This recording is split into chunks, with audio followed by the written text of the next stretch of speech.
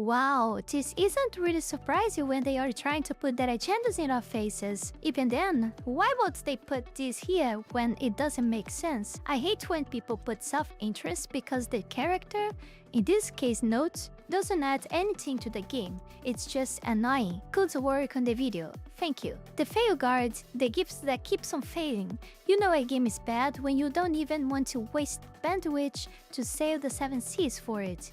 Definitely sitting this one out. I am starting a second cycle of Metaphor, Refantasio is dead.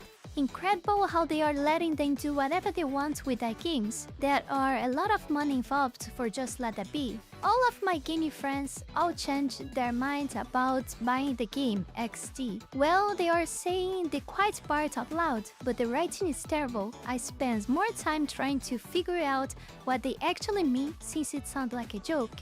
And someone probably thought it was clever, so they left it in. I'm just going to laugh at them. Yes, all of these are related to the same thing. Dragon Age Veilguard, or like our friend Tobias Brecknagel 4998 said, the Veilguard. These are some comments from our last video talking about the nonsense of putting transgender agenda text inside game files in the library. But buckle up, because we have some more news regarding this game. I mean, this fail. Hey guys, Mizuki here. So imagine this.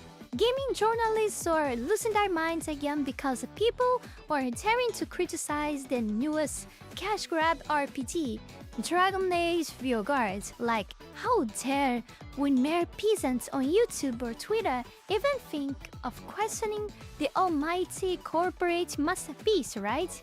We are just supposed to keep our heads down, fork over $80 and say, thank you, sir. May I have another, please? Oh, and get this. They're so annoyed by the backlash they are getting that instead of addressing it, they just lock the comments. As if that's going to stop the internet from dragging them. It's like they're desperately trying to control their own little echo chamber. And when anyone pokes a hole inside of it, they freak out. But hey, before we dive into the dumpster fire of their article, let's look at some of the responses they just couldn't handle. For example, we have Christina Tasty pointing out, you know, just because someone else dislikes the game too, doesn't make their complaints invalid. And then there's Feral Queen, who says the game is writing is so dull, she is left regretting her purchase.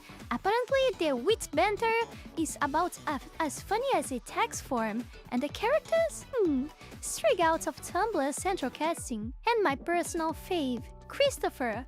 He's like, oh sure, why don't we all just consume product, get hyped for the next one, and leave criticisms on the professionals? The sarcasm is on point, but no, these journalists miss the irony. They are the exact people who think they know best and that anyone disagreeing just don't get the game. Now, back to the article. It's titled something dramatic like how YouTube and Twitter have poisoned gaming discourse. They're out here blaming platforms for everything wrong with gaming criticisms today. Reactionary controversy this, moral panic that, and as if it's so unfair that people are allowed to voice opinions. It's actually hilarious because they are writing about normal people, as if they ever met one before. Oh, and they throw in a little conspiracy theory jab about critics. Yes, because anyone questioning their beloved game clearly has an aluminum foil hat.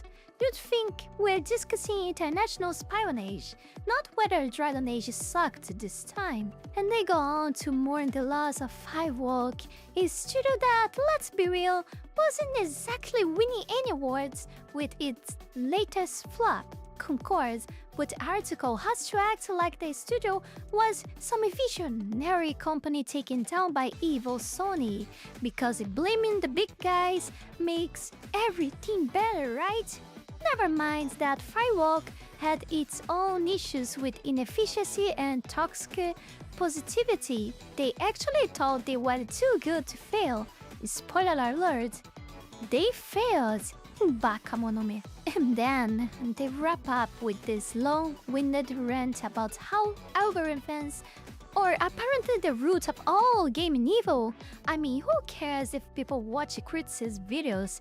It's not like it's going to end civilization. But according to them, gamers are going to get brain rot from watching YouTubers. Yeah, you know that? Because we all know the world's big problems. It's too many people talking about video games online. Yeah, of course. Anyway, that's the real story. The journalists are just mad that gamers are talking back and not swallowing the hype. So now they are waving their keyboards, screaming into the void, hoping someone cares. If you ask me, the only poison here is that they can't handle a little honest criticism. Before we finish, I just wanna say something to you guys. Good job! So that's it for today's video, my dear viewers. I hope you enjoyed the content. The usual, subscribe, bell, thumbs, and check out my Patreon or Tron to support the channel. I see you guys in the next one. Bye bye!